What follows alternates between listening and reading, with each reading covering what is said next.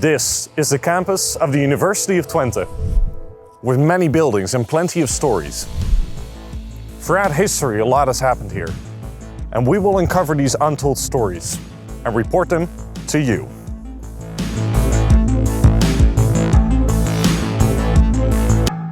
Dennis! Yeah, I'm here. I've been looking for you. This building's a maze. I know. You're not the first one to say that. Did you know apparently it used to be even bigger? It's crazy. What do you know more about this building? Well, so much since I can't even differentiate the 10 hallways I've been going through, but apparently it was actually built to confuse you. Did you know that? Did you guys know that? If not, that's perfect, since I have so much more to show you. Come with me.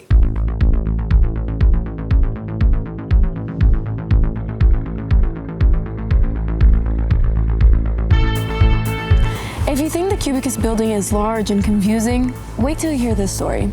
In the morning of November 20th, 2012, a large part of the Cubicus building was burned down in a raging fire.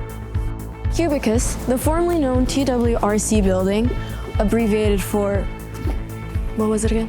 Toegepaste wiskunde en rekencentrum. Yes, was twice its current size.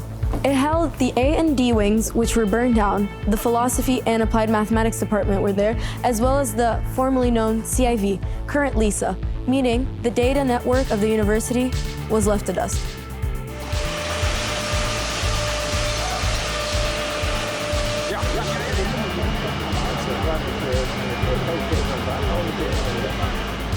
And of course, everything else in the building.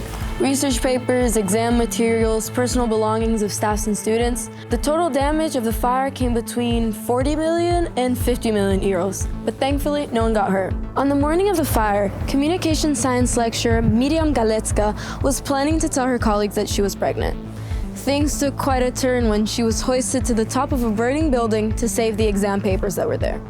The box was soaked through with water from the fire engines and had to be taken to a company to be freeze-dried.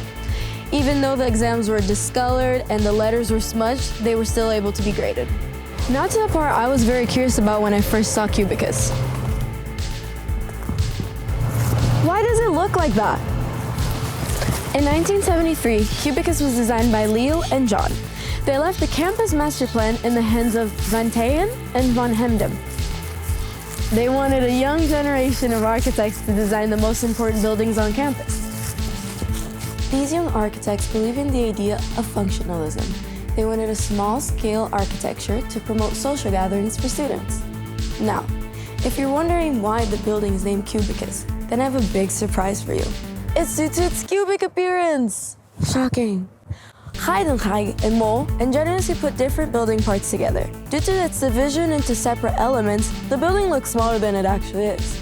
Inside, there is a human-like dimension to the architecture. Because the small scale has been implemented in the inside, visitors tend to get lost. Like we are now. Dennis, do you even know where we are? Did you know that a monster lies on the bottom of the pond of Cubicus? Fortunately, this is not a real monster. It's an artwork by Ray Stockman. The artwork is a steel island 10 by 10 meters with air cushions in the bottom, designed to make it float up from the water, being controlled inside of Cubicus, and then disappear again.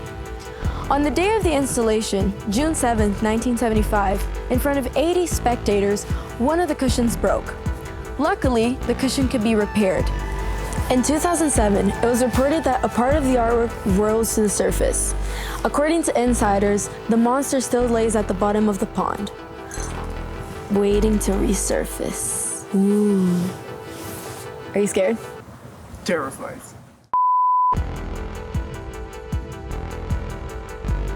Thank you for tuning in to the second video of our Untold Story series. And since you made it this far, feel free to subscribe and tune in for the next Untold Stories.